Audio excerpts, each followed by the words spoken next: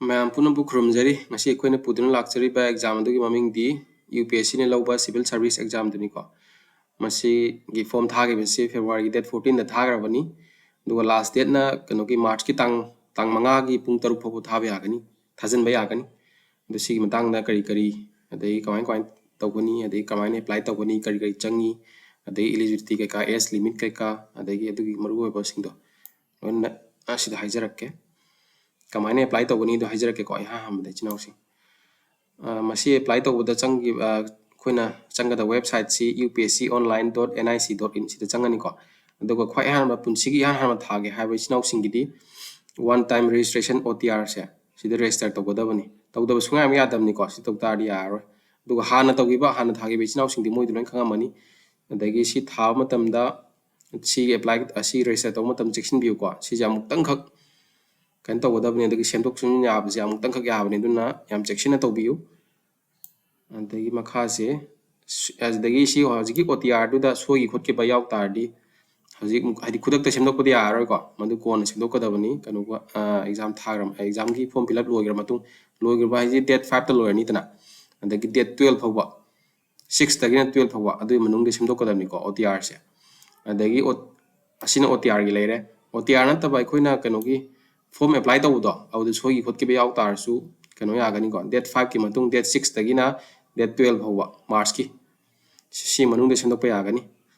ꯑꯗꯨꯅ ꯃꯌꯥꯝ ꯄꯥꯈꯠꯄꯤꯒꯅꯨ ꯁꯣꯏ ꯈꯣꯠꯈꯤꯕ ꯌꯥꯎ ꯇꯥꯔꯁꯨ ꯑꯗꯒꯤ ꯍꯧꯖꯤꯛ ꯁꯣꯏꯈ꯭ꯔꯦ ꯑꯗꯩ ꯑꯩꯗꯤ ꯌꯥꯔꯔꯣꯏ ꯈꯣꯠꯂꯔꯣꯏ ꯑꯗꯨꯃꯥꯏꯅ ꯈꯟꯕꯤꯕ ꯇꯧꯕꯤꯒꯅꯨ ꯃꯥꯔꯆꯀꯤ ꯗꯦꯠ 6ꯇꯒꯤꯅ 12 ꯐꯥꯎꯕ ꯁꯤꯗ ꯁꯦꯝꯗꯣꯛꯄꯤꯕ ꯌꯥꯒꯅꯤ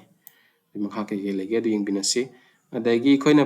ꯄꯥꯔꯠ 1 ꯄꯥꯔꯠ 2ꯅ ꯂꯩꯕꯅꯤꯀꯣ ꯑꯩꯈꯣꯏꯅ ꯐꯣꯔꯝꯁꯦ ꯑꯦꯄ꯭ꯂꯥꯏ ꯇꯧꯕ ꯃꯇꯝꯗ ꯑꯗꯨ ꯄꯥꯔꯠ 1ꯗ ꯑꯩꯈꯣꯏꯅ ꯐꯣꯇꯣ ID ꯑꯃ ꯒꯣꯔꯃꯦꯟꯅ ꯍꯥꯏꯗꯤ ꯔꯦꯀꯣꯒꯅꯥꯏꯖ ꯇꯧꯕꯀꯣ ꯒꯣꯔꯃꯦꯟꯒꯤ ꯐꯣꯇꯣ ꯌꯥꯎꯕ ID ꯑꯃ ꯁꯝꯅ ꯍꯥꯏꯔꯕꯗ आधार कार्ड ꯚꯣꯇꯔ कार्ड ꯄꯥꯟ कार्ड ꯑꯗꯒꯤ ꯗ꯭राꯏꯚꯤꯡ ꯂꯥꯏꯁꯦꯟꯁ ꯄꯥꯁꯄꯣꯔꯠ ꯁꯤ ꯂꯩꯁꯤꯡꯁꯦ ꯁꯤꯗ ꯍꯦꯛꯇ ꯀꯩꯅꯣ ꯇꯧꯕ ꯌꯥꯏ ꯑꯗꯨ ꯌꯥꯝ ꯀꯃꯟ ꯑꯣꯏꯅ आधार कार्डꯁꯤꯁꯨ ꯑꯗꯨꯝ ꯍꯥꯏꯗꯤ ꯑꯦꯛꯖꯥꯝ ꯈꯨꯗꯤꯡꯃꯛꯇ ꯑꯌꯥꯝꯕ ꯂꯣꯏ ꯁꯤꯖꯤꯟꯅꯕꯅꯤꯅ आधार कार्डꯁꯤ ꯑꯗꯨꯝ ꯂꯩ ꯇꯥꯔꯗꯤ ꯑꯗꯨꯝ ꯁꯤꯖꯤꯟꯅꯕꯤꯌꯨ आधार कार्डꯁꯤꯒꯤ PDF ꯑꯃ ꯊꯥꯒꯠꯄꯅꯤꯀꯣ ꯑꯗꯨ PDFꯀꯤ ꯁꯥꯏꯖ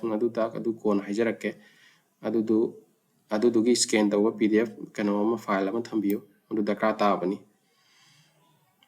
ꯂꯥꯁ ꯗꯦꯠꯁꯦ ꯍꯥꯏꯖꯈ꯭ꯔꯦꯀꯣ ꯂꯥꯁ ꯗꯦꯠꯁꯦ ꯃꯥꯡꯗ ꯍꯥꯏꯖꯈ꯭ꯔꯦ ꯃꯥꯔꯆꯀꯤ ꯇꯥꯡ 5 2024ꯒꯤ ꯄꯨꯡ 6 ꯐꯥꯎꯕ ꯄꯨꯡ ꯕꯥꯔꯣꯕꯨ ꯅꯠꯇꯦꯀꯣ ꯏꯆꯤꯟꯅꯥꯎꯁꯤꯡ ꯁꯤ ꯃꯨꯟꯅ ꯈꯪꯕꯤꯌꯨ ꯄꯨꯡ 6 ꯐꯥꯎꯕꯇꯅꯤ ꯂꯥꯁ ꯗꯦꯠꯇꯨ ꯉꯥꯏꯕꯤꯒꯅꯨ ꯑꯗꯨꯒ ꯑꯦꯛꯖꯥꯝ ꯊꯥꯔꯝꯗꯥꯏꯗ ꯑꯦꯃꯤ ꯀꯥꯔꯗ ꯀꯩꯀꯥꯗꯣ ꯄꯣꯁꯇ ꯂꯥꯛꯑꯣꯏꯀꯣ ꯑꯣꯟꯂꯥꯏꯟꯗ ꯑꯗꯨꯝ ꯍꯧꯖꯤꯛꯀꯥꯟꯗꯤ ꯑꯣꯟꯂꯥꯏꯟ ꯉꯥꯛꯇ ꯂꯣꯏ ꯑꯣꯏꯔꯕꯗꯨꯅꯤ upsconline.nic.in ꯁꯤꯗꯅ ꯁ꯭ꯋꯥꯏꯁꯤꯗꯅ ꯃꯁꯤ upsconline.nic.in ꯍꯥꯏ ꯑꯗꯒꯤ ꯃꯈꯥꯋꯥꯏꯗꯅ ꯑꯃꯨꯛ ꯑꯩꯈꯣꯏꯅ ꯄꯥꯖꯕ ꯃꯇꯝꯗ upsc.gov.in ꯑꯗꯨ ꯍꯥꯏ ꯑꯅꯤꯁꯤ ꯃꯅꯨꯡꯗ ꯑꯃ ꯍꯦꯛꯇ ꯍꯥꯏꯔꯛꯑꯅꯤ ꯑꯗꯨ ꯃꯌꯥꯝꯅ ꯑꯗꯨꯝ ꯌꯦꯡꯕꯤꯌꯨ ꯑꯦꯛꯖꯥꯝ ꯃꯌꯥꯗꯀꯣ ꯐꯣꯔꯝ ꯀꯩꯅꯣ ꯇꯧꯔꯦ ꯑꯦꯃꯤ ꯀꯥꯔꯗ ꯊꯣꯛꯂꯛꯑꯦ ꯈꯣꯠꯂꯦ ꯍꯥꯏꯇꯥꯔꯁꯨ ꯑꯩꯈꯣꯏ ꯚꯤꯗꯤꯑꯣ ꯑꯗꯨꯝ ꯁꯦꯝꯖꯔꯛꯀꯦ ꯑꯗꯨꯒꯤ ꯃꯇꯥꯡꯗꯨꯗ ꯑꯗꯨꯝ ꯗꯥꯎꯟꯂꯣꯗ ꯇꯧꯕꯤꯕ ꯌꯥꯒꯅꯤ ꯀꯩꯀꯥꯗꯣ ꯑꯦꯃꯤ ꯀꯥꯔꯗ ꯀꯩꯀꯥꯗꯣ ꯁꯤ ꯑꯦꯛꯖꯥꯝꯁꯦ ꯂꯩꯀꯣ ꯅꯦꯒꯦꯇꯤꯚ ꯃꯥꯔꯀꯤꯡ ꯂꯩꯀꯣ ꯁꯤꯗꯤ ꯑꯗꯨꯝ ꯂꯣꯏꯅ ꯈꯪꯅꯕ ꯉꯥꯛꯇꯅꯤ ꯑꯗꯒꯤ QPR EP ꯑꯗꯨ ꯑꯦꯛꯖꯥꯝ ꯍꯥꯏꯗꯤ ꯀꯣꯏꯁꯟ ꯁꯣꯏ ꯈꯣꯠꯈꯤꯕ ꯌꯥꯎ ꯇꯥꯔꯁꯨ ꯆꯦꯂꯦꯟꯖ ꯇꯧꯅꯤꯡ ꯈꯣꯠꯅꯤꯡꯕ ꯂꯩ ꯇꯥꯔꯁꯨ ꯁꯤ ꯌꯥꯝ ꯃꯔꯨ ꯑꯣꯏꯕ ꯅꯠꯇꯦ ꯑꯗꯒꯤ ꯃꯈꯥꯗ ꯂꯩꯔꯤꯁꯤꯡꯁꯤꯅ ꯐꯣꯟ ꯅꯝꯕꯔ ꯀꯩꯀꯥ ꯑꯩꯈꯣꯏꯅ ꯍꯪꯅꯤꯡ ꯈꯣꯠꯅꯤꯡꯕ ꯑꯗꯒꯤ ꯏꯁꯥꯗ ꯂꯥꯡꯇꯛꯅꯕꯒꯨꯝꯕ ꯍꯪꯅꯤꯡ ꯈꯣꯠꯅꯤꯡ ꯂꯩ ꯇꯥꯔꯁꯨ ꯐꯣꯟ ꯅꯝꯕꯔꯁꯤꯡꯁꯤ ꯃꯣꯏ ꯏꯔꯤꯁꯦ ꯁꯤ ꯃꯣꯏꯒꯤ ꯍꯦꯜꯞꯂꯥꯏꯟ ꯅꯝꯕꯔ ꯉꯥꯛꯇꯅꯤꯀꯣ ꯁꯤꯗ ꯄꯨꯡ 10ꯗꯩꯅ ꯄꯨꯡ 5 ꯐꯥꯎꯒꯤ ꯃꯅꯨꯡꯗ ꯋꯥꯔꯀꯤꯡ ꯗꯦ ꯅꯨꯃꯤꯠꯁꯤꯡꯗ ꯀꯩꯅꯣ ꯇꯧꯕ ꯌꯥꯒꯅꯤ ꯐꯣꯟ ꯇꯧꯔꯒ ꯍꯪꯕꯤꯅꯤꯡ ꯈꯣꯠꯅꯤꯡ ꯂꯣꯏꯅ ꯍꯪ ꯌꯥꯒꯅꯤ ꯃꯣꯕꯥꯏꯜ ꯐꯣꯟ ꯀꯩꯀꯥ ꯄꯨꯁꯟꯕ ꯌꯥꯗꯦꯀꯣ ꯑꯦꯛꯖꯥꯝ ꯃꯅꯨꯡꯗ ꯑꯁꯤꯗꯤ ꯌꯥꯝꯅ ꯀꯃꯟ ꯁꯦꯟꯁꯅꯤ ꯑꯗꯒꯤ ꯃꯈꯥꯗ ꯀꯩ ꯂꯩꯒꯦ ꯐꯣꯇꯣꯒ ꯁꯤꯒꯅꯦꯆꯔꯒ ꯑꯞꯂꯣꯗ ꯇꯧꯕꯅꯤꯀꯣ ꯏꯆꯤꯟꯅꯥꯎꯁꯤꯡ ꯑꯗꯨ ꯀꯥꯎꯕꯤꯒꯅꯨ ꯐꯣꯇꯣ ꯀꯩꯀꯥ ꯑꯞꯂꯣꯗ ꯇꯧꯕ ꯈꯣꯠꯄ ꯑꯗꯨꯒꯤ ꯃꯇꯥꯡꯗꯁꯨ ꯄꯟꯖꯔꯛꯀꯦ ꯑꯩꯈꯣꯏꯅ ꯁꯤꯗ ꯐꯣꯇꯣ ꯀꯩꯀꯥ ꯑꯞꯂꯣꯗ ꯇꯧꯕꯒꯤ ꯃꯇꯥꯡꯗ ꯁꯤ ꯈꯤꯇꯪ ꯍꯥꯏꯖꯔꯛꯀꯦꯀꯣ ꯐꯣꯇꯣꯁꯦ ꯅꯨꯃꯤꯠ 10 ꯗꯦꯖꯀꯤ ꯃꯃꯥꯡ ꯍꯥꯏꯕꯗꯤ ꯐꯦꯕ꯭ꯔꯨꯋꯥꯔꯤꯒꯤ ꯇꯥꯡ 5ꯒꯤ ꯃꯇꯨꯡꯗꯕꯨ ꯅꯝ ꯑꯣꯏꯇꯥꯔꯗꯤ ꯃꯗꯨ ꯀꯩꯅꯣ ꯇꯧꯔꯦ ꯌꯥꯔꯦ ꯑꯗꯨ ꯑꯗꯨꯝ ꯌꯥꯔꯦ ꯑꯗꯨꯒꯤ ꯃꯃꯥꯡꯗ ꯇꯧ ꯇꯥꯔꯗꯤ ꯃꯁꯤ ꯍꯪꯉꯤꯁꯦ ꯀꯩꯒꯤꯅꯣ ꯍꯥꯏꯀꯥꯟꯗ ꯐꯣꯇꯣ ꯀꯩꯅꯣ ꯇꯧꯕ ꯃꯇꯝꯗ ꯑꯩꯈꯣꯏꯅ ꯂꯨꯛꯁ ꯀꯩꯀꯥ ꯀꯣ ꯍꯥꯏꯗꯤ ꯁꯝꯅ ꯍꯥꯏꯔꯕꯗ ꯁꯝ ꯅꯨꯡ ꯑꯗꯒꯤ ꯀꯣꯏ ꯅꯨꯡ ꯍꯧꯕ ꯈꯣꯠꯄ ꯑꯗꯨꯁꯤꯡꯗꯣ ꯍꯟꯗꯛꯀꯤ ꯑꯦꯛꯖꯥꯝꯁꯤ ꯃꯣꯏ ꯑꯅꯧꯕ ꯑꯣꯏꯇꯥꯔꯦ ꯍꯥꯏꯗꯤ ꯑꯅꯧꯕ ꯑꯣꯏꯅ ꯃꯣꯏ ꯇꯧꯕꯅꯤ ꯍꯥꯏꯗꯤ ꯐꯣꯇꯣ ꯑꯗꯨꯗ ꯍꯥꯞꯈꯤꯕꯗꯣ ꯑꯗꯨ ꯆꯦꯟꯖ ꯇꯧꯔꯗꯕꯅꯤ ꯍꯥꯏꯗꯤ ꯐꯣꯇꯣ ꯑꯩꯈꯣꯏꯅ ꯑꯞꯂꯣꯗ ꯇꯧꯈꯤꯕꯗꯣ ꯑꯗꯨꯒꯤ ꯂꯨꯛꯁꯇꯣ ꯆꯞ ꯃꯥꯟꯅꯅ ꯑꯩꯈꯣꯏꯅ ꯄ꯭ꯔꯤꯂꯤꯝꯁꯇꯁꯨ ꯃꯦꯟꯁꯇꯁꯨ ꯏꯟꯇꯔꯚ꯭ꯌꯨꯗꯁꯨ ꯂꯥꯛꯀꯗꯕꯅꯤ ꯑꯗꯨꯅ ꯃꯌꯥꯝ ꯆꯦꯛꯁꯤꯟꯅ ꯇꯧꯕꯤꯌꯨ ꯑꯗꯒꯤ ꯀꯅꯥꯒꯨꯝꯕꯅ ꯂꯨ ꯀꯣꯛꯄ ꯈꯣꯠꯄ ꯌꯥꯎ ꯇꯥꯔꯁꯨ ꯂꯨ ꯀꯣꯛꯄ ꯐꯣꯇꯣꯗꯣ ꯍꯥꯞꯈꯤ ꯇꯥꯔꯗꯤ ꯃꯦꯟꯁꯇꯁꯨ ꯏꯟꯇꯔꯚ꯭ꯌꯨꯗꯁꯨ ꯂꯨ ꯑꯗꯨꯝ ꯀꯣꯛꯑꯒ ꯑꯗꯨꯝ ꯆꯠꯄꯤꯕ ꯇꯥꯔꯦ ꯃꯣꯏꯒꯤ ꯅꯣꯇꯤꯐꯤꯀꯦꯁꯟꯒꯤ ꯃꯇꯨꯡ ꯏꯟꯅ ꯑꯗꯨꯒ ꯐꯣꯇꯣꯗꯨꯗ ꯑꯩꯈꯣꯏꯅ ꯍꯥꯞꯀꯗꯕꯁꯦ ꯐꯣꯇꯣꯗꯨ ꯑꯩꯈꯣꯏꯅ 3/4ꯀꯣ 75%ꯗꯤ ꯑꯩꯈꯣꯏꯒꯤ ꯁꯛꯇꯣ ꯃꯥꯏꯗꯣ ꯑꯗꯨ ꯑꯣꯏ ꯑꯗꯨꯒꯤ ꯃꯈꯥ 25%ꯗꯅ ꯃꯤꯡ ꯏꯕꯤꯔꯅꯤꯀꯣ ꯏꯁꯥꯒꯤ ꯃꯤꯡ ꯏꯔꯅꯤ ꯑꯗꯨꯒ ꯑꯩꯈꯣꯏꯅ ꯐꯣꯇꯣ ꯂꯧꯈꯤꯕ ꯗꯦꯠꯇꯣ date samna hakan ko 10 February haina 10/02/2024 daina thabi ke taba du thadradi kan tawroi ko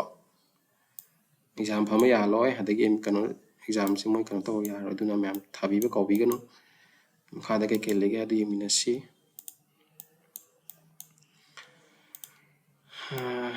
sina post law go do sing jini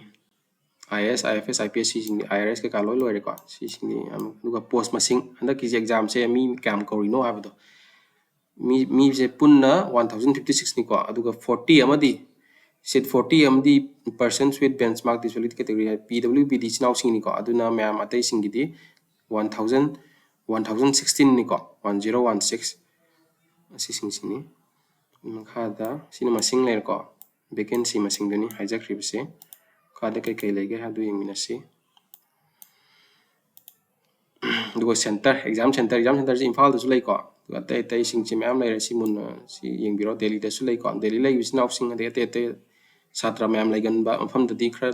thuna thajan biu last date ngai bi gan kai na kan da moi se first apply first allot to ni ko aduna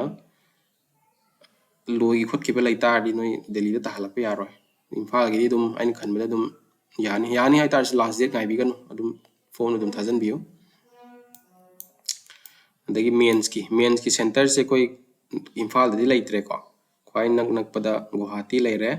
Guwahati ko Dispur Guwahati leire adagi Shillong leire ko adagi Aizawl Mizoram da su lei ko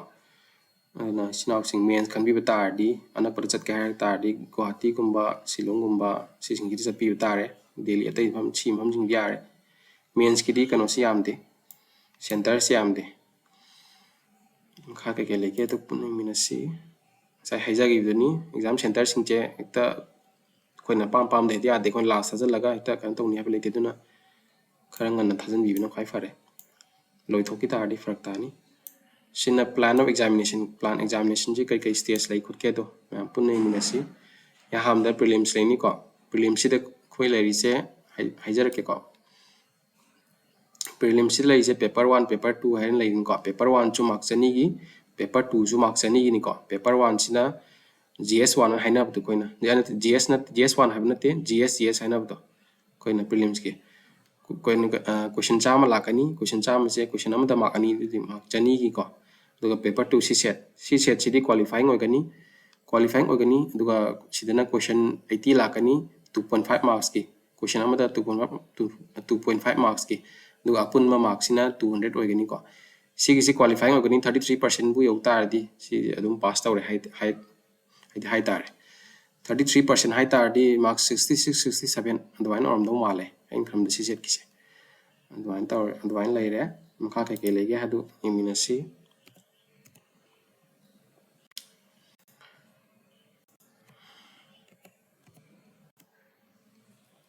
the eligibility kana thabe agade ge hadu si exam se India ge citizen di lo yare ko andi top singji ma'am lai si yamaru oi de India ko India gi sinaw atani na lo si yam kana hairu da adi ma tok adre andi si gi age limit chajara ke ko general oi ba mi singi se date se si yeng biro first August 2004 si bu da ai da si de yeng da bani ko masing dia kano gi chahi gi pa ba se chahi se 21 dena 32 bo gi manung oi da bani ko general oi ba mi singi aduga tai SC gi na moi relaxation lai ko chahi manga samna harabada 32 bo ya ba se general kangu gi da kano gi di SC kangu gi di 37 bo ya ni ko moi tha ba se aduga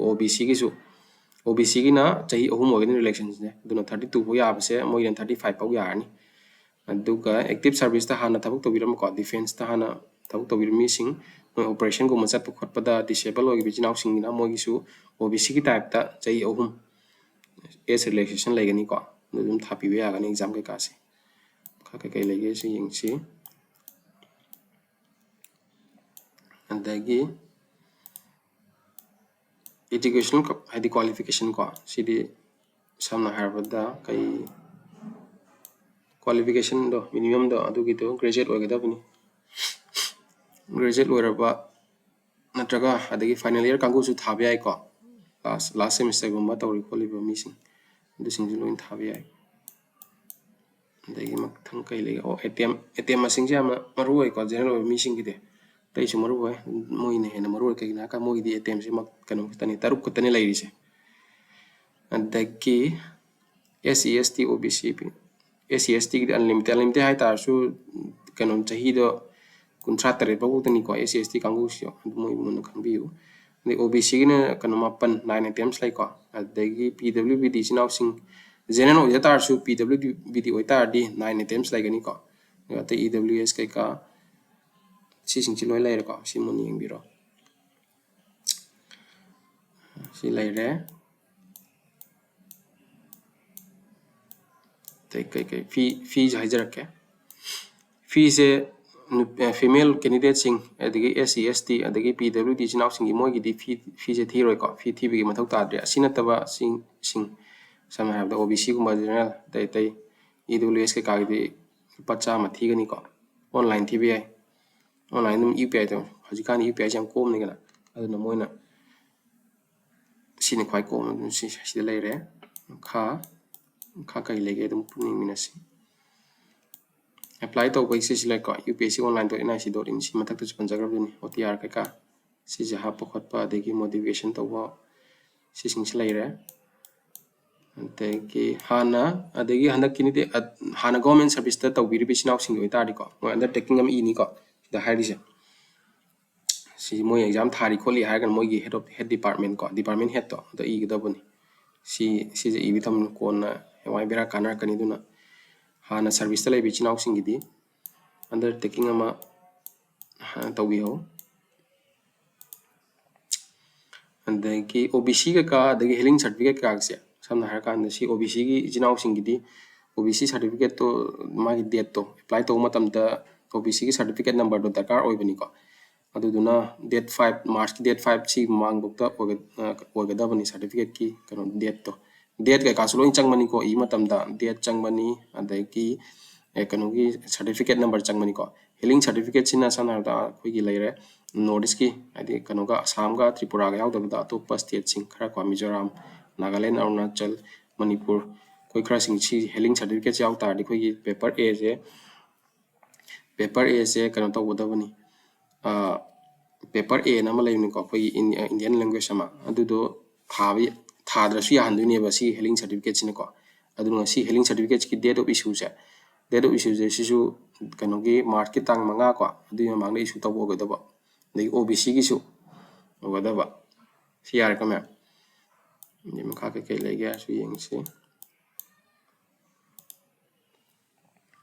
emi card so em sai ja gi dun emi card si da to haing sai kwai han ham ba ha gi to UP am tak ta na UPSC online.nic.in ha si da na upsc.gov.in ha do am ta lak ser sunu emi card to tang no to ga kan to wi lo exam thap sa bi lo phone number ka si lai ko de ma kha kai lai ga do yeng si andagi email ID koi form thajan matam email ID ka do available ga da active ga da ko no sigi email ka si da ko na maru eba sing lak ko khot pa yel ID lakani ko maru eba sing registration ID kumba roll number ka andagi tai kon ka hitar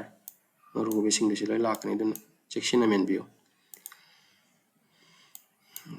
kai lai ga yeng si koi reservation ko OBC ka dagi EWS ka gi mo certificate ka du matan ki tong hajarak ke OBC ki mogi se final mogi income mokoi gi kan financial year ke ka do income do kan to matam da OBC certificate lo matam da mogi income yenga da se 2020 21 22 23 asibo ki manung do lagi ba income da adu da base tor ga dum lo ya gani adu ga mogi date sina kanogi 2023 gi April ki tang ama da gi na handaki March ki tang manga 2024 sibo ki mamang da sibo ki manung da hai tari ko tang manga 2024 ki tang manga je sibo ki mamang da logo da ba do tari dum yare and then EWS ki su tang panjar ke EWS ki na kano ore moi financial year se 2022 23 sida base to wa income da oga da ba antuka moi issue moi date of issue se sisina kano oga da ba tang manga March ki tang manga si gi mamang do oga da ba aduga 2023 gi April ki tang ama si gi matung do or si ai ko hadi sam har ba da ko November December de hadi marak to oiba do du tari dum yare March ki tang manga si gi mamang do oga da ba aduga April 2023 April ki tang ama sigi matung do oigdaba dui tari dum yare ko kha ka lege do yimna si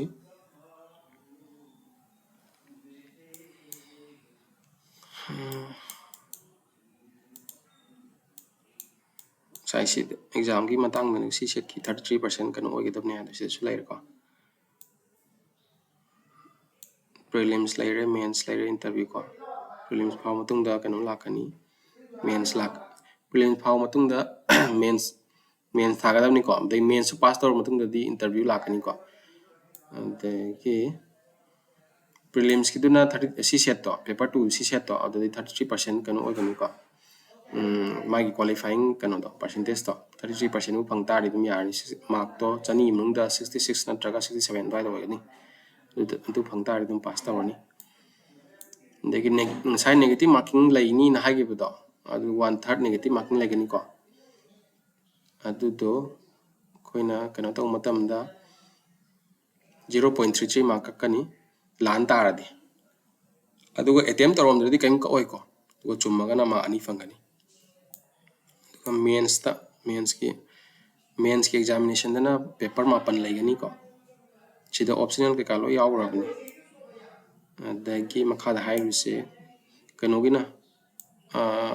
main prelims punna dum hairagi sinawsing koi mi kayam khangani prelims ta mi kayam pass tawani adagi mains ta kayam pass tawani adagi interview na mi kayam changani da adum hajara ke khoi ngasai punna khoi kano kawgi se vacancy si 1056 natra adugi 12 times 13 times ti kano lakani ba prelims pass tawani ba nu dum ma'am dum hotpiro aduga adu singduna kano tharani mains tharani tana mains thara matungda mi kayam mains to pass tawani habse koi vacancy dugi 2 times nataga 3 times ko twice ni 3 times ante twice the 1056 ki twice to adu kano oirani ba interview changani ba interview se mark 275 ogani ko si singse muna khangbiu prelims ki di mo gi merit list ka kan sema dam da adu gi mark to count tor ko mains ka interview tani interview se mark 275 ni ko bi kanu sira ju highlight to mains ka interview tani mo gi kanu final ranking sema dam da mo na count tor ise pung ani ni oigani habani prelims ki exam gi se paper 1 paper 2 anima paper 1 chu paper 2 ju anima ko pung ani ni 2 hours duration oigani habani aduga koina healing certificate pai tari exam ama thabai thada su ani habdo adu paper A se paper A sini ko adu paper A sini adu paper B di thade aroi ko nang kanu oi healing pai era pai ora paper B di dum thani paper A su B su ani mak se qualifying ni ani mak se kanu hadi ranking se matam da merit list se matam da masi count ore ko merit list se ngoda paper sing di lai to paper 1 essay ka GS1 GS2 GS3 GS4 optional paper lai ko si sing si lai na aduga personality test ka si sing si dagi phangba total mark phangba da adugi adagi ni khoina merit list sem do se khada ka ke lagi question le kanu lai re makhada optional subject like optional subject kai optional subject lo ya ke de ya ga da ge do so si ma'am noi khanga bu ngate to ai sa bitang panjara ke agriculture le re ka botany anthropology le geography history management mathematics ka lo le ka de khoi manipuri lo ro thab su ai ko literature ma ta lo ga ko manipuri su lo manipuri har khoi kanu natte mai te me ki manipuri natte ka manipuri ama bengali me ki kanu duni manipuri duni ste hai ri bese si sing si le re dagi swasing dum loira male ko syllabus ngato na labra ke wali ge dom ting personality test ke syllabus ka gale syllabus le ko syllabus ya maru syllabus si exam hana dai prepare to wala ko mi singi di rum kan to ramani syllabus si le ko si sing si ma'am dum happy be kan to ying biu hai tar adana mun ning biu happy be nate paper 2 paper 1 le paper 2 le ko pungani ni gini yate paper mains ki exam ki han mains ki exam ki masi su kanu la ani samna kanu sing jahana amuktang ga khangan jarake moi ka maru oi ba sing ko maru oi ba sing do exam sida kanu to sing maru oi ba sing do khangan jarake eligibility lay ko eligibility Indian or Indian or ngatani si yang kana maru entre age limit ko age limit che general over mi singi 21 then 32 bung do ga daba ko aduga si chahi yenga daba mai date che 2024 ki August ki first ko sida yengani mai chahi che aduga SC ST kangu singi ko SC ST mi singi candidate singi di 5 years relaxation lagani addition habda moi general ki 32 yaw 32 phawa yabase exam thaba mukhoi gi di 37 phau thayarani aduga manana OBC gi su 3 years relaxation lairgani adu moi na 35 phau yargani adagi hana defense ta thabak tawrama ko moina operation gu majak matam da disable obe chinaw singi si mukhoi gi su 3 years relaxation laigani aduna moi su 35 years phau exam thaba yargani adui matung da ATM ko ATM du japet yengse ATM masing da ko ATM masing general gi di taruk ni ko aduga adu OBC gi mapan ko adai SC ST gi di unlimited haja tar su moi si chahi do 37 bok to adu ki moi dum thayai ko adai PWBD gi mapan legani ko mapan legani adu PW angsai gi general or missing moina PWBD gi manung chantar di moi su mapan adum to yarni adai tai kai lagi fee ko fee je maru na fee je hajarake fee je general OBC adi idrois ke kagidi moi chama lupa chama thigani ko aduga female candidate sing SC ST aduga PWBD chinaw singidi moi di fee thi rasu yani ko si maru mi pot sing ai hajarai se adagi photo ke katha ka pe matang do adu kitang palakke photo ngasai Aadhaar card ko pen card si sing si moi size to thar matam size to 20 KB dena 300 KB ki manung ogadam ni ko size mo ne view adagi photo do JPG format to ogadam ni ko photo ga signature ga si kitang bera chaki ka thang mani moi pixel sing ji khara moi dum adi phajana dum kan to bani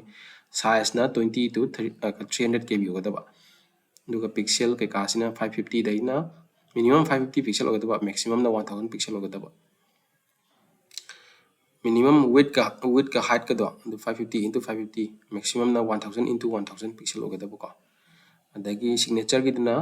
size to 20 dagina 30 nate 300 KB bo ogadaba manung adagi resolution size to adu minimum na yamdrabada 350 into 350 pixel aduga maximum na 550 into 550 asi singi sema khotpa tawbe do yam lai bani pen ta ko isa gi laptop ka lai tar ga di pen ta pen ki app to auda chang adum sendok pa ya bani yam lai bani adu sing dugi video gumba sai semaning ba khoning ba lai su dum mem kai tar pan biro dum koi dum kan taw jarake adagi OTR ke ka gi do akoina OTR kamaina hati kan taw gani register taw gani khokani habi matang du koina panjagra bani ko kano da hana video semjagrabni hai tar aduna adu sing du ju yengbiu khopiu alda hangning khoning ba khangda khotaba lai tar comment adum ibiro hai tar adagi simangai ne ko adagi photo nung to haire ko loi haire maru mising age limit ke ka ATM fee masing syllabus ke ka syllabus sing du mun neng biu ko prelims ke ka mains ke ka mun phajana eng biro si matang si loire aduna exam thaga da bisinaw sing ju wish pijari all the best haina ma'am ngasi gi swai loisin jarage ngang mu khotpa se kitang video semba haurak pai ngang wa se yamna kanna haidar experience oi di haidar soi khotpa yaw tar su ma'am ngak piu matung da phajana hadi sem da hona jarake exam maru oi basing ande exam asi SSC oro banking gi oro kano sing mogi update lag matam da na notification lag matam dum video thagat jarake adum ma'am ngasi gi swai matang loisin jarage khoina semjariba video singsi yengbining ba nungai biba adagi amka hena top exam sing ju semaning ba lai tar ga di comment pibiramo aduga khoi channel subscribe to biramo thagat jari am kan